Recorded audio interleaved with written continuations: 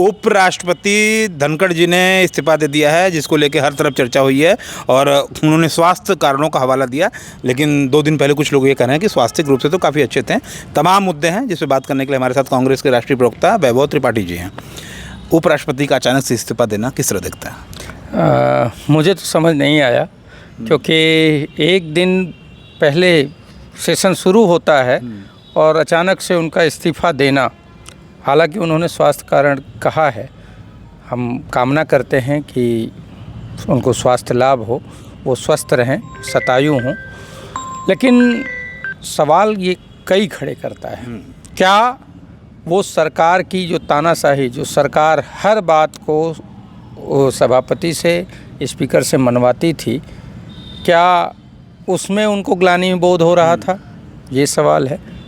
दूसरा, 74 वर्ष पूर्ण कर चुके धनखड़ साहब, क्या 75? मोहन भागवत का जो स्टेटमेंट था 75 में रिटायरमेंट, हालांकि 11 को मोहन भागवत का जन्मदिन है, 75 के होंगे, 17 को मोदी जी 75 के हो जाएंगे। मैं वही कह रहा हूँ कि 74 के हो गए, क्या इस वजह से तो नहीं उन्होंने स्वतः ये एक लाइन लेकर कि नहीं भाई 74 पार कर चुके हैं, 75वें में आ गए तो हम दूर हों?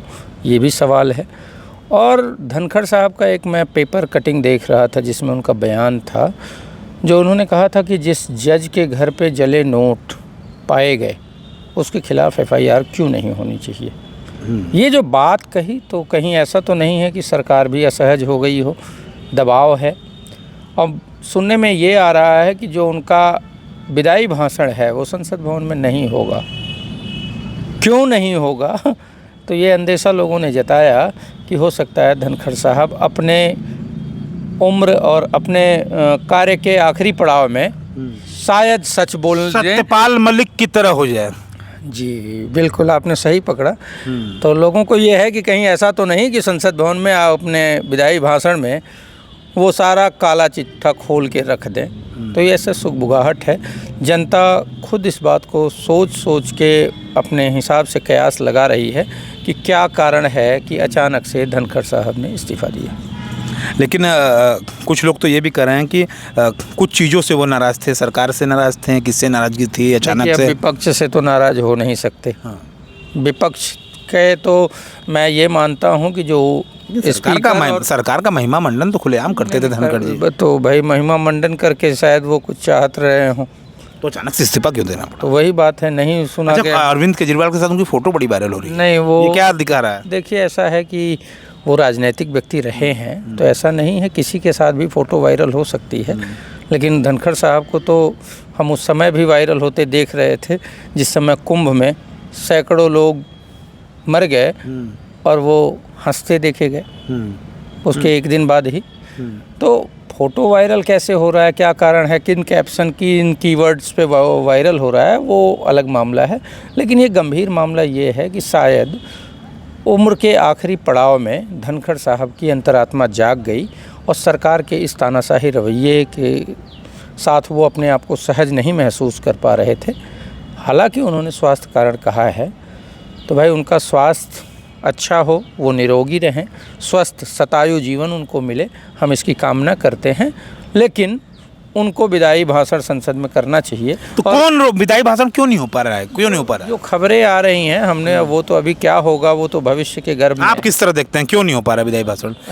उपराष्ट्रपति वाइस प्रेसिडेंट का रिटायरमेंट है, वो विदाई भाषण तो होना चाहिए ना। वही कह रहे हैं कि मोदी जी का तो 18 मिनट कल भाषण चला संसद में, मोदी जी लगातार बोलते रहे। मोदी जी जवाबदेही से भागते हैं, एक तरफा झूठ वाचन उनका काम है, सिर्फ असत्य झूठे प्रधानमंत्री। मैं यही मानता हूँ वो इस वजह से कि प्रधानमंत्री मोदी जी ने कहा था कि किसानों की आय दोगुनी करेंगे।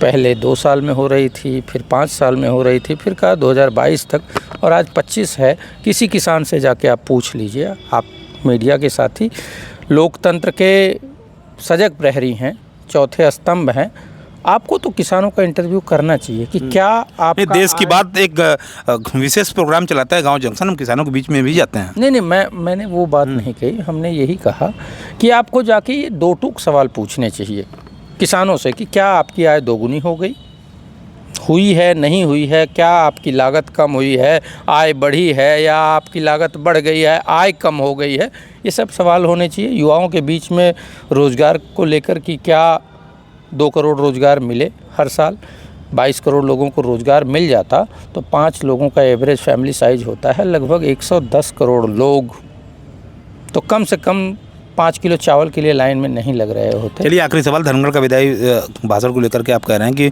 कुछ चीज़ें हैं जो बोलना चाहते हो सकता है उम्र के अंतिम पड़ाव पे कुछ अंतरात्मा में कुछ जागा हो, तो क्या जागा हो, क्या इशारा है?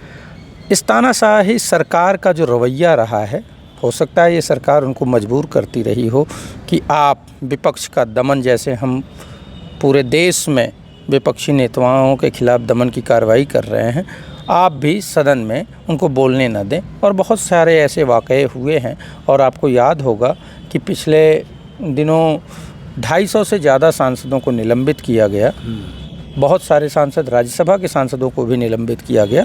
तो ये जो चीज़ें हुई तो मुझे लगता है कि उसमें उनकी अंतरात्मा जागी हो और उस अंतरात्मा की आवाज़ वो पब्लिकली जाहिर ना कर दें, इसलिए अंदेशा जताया जा रहा है। ऐसी कोई आधिकारिक सूचना तो नहीं है, लेकिन अंदेशा है कि शायद अगर ऐसा हुआ तो वो उनकी अंतरात्मा सत्यपाल मलिक की तरह बोलने लगी। तो ये थे हमारे साथ वैभव त्रिपाठी जी। देश की बात के लिए जितेंद्र यादव, धन्यवाद।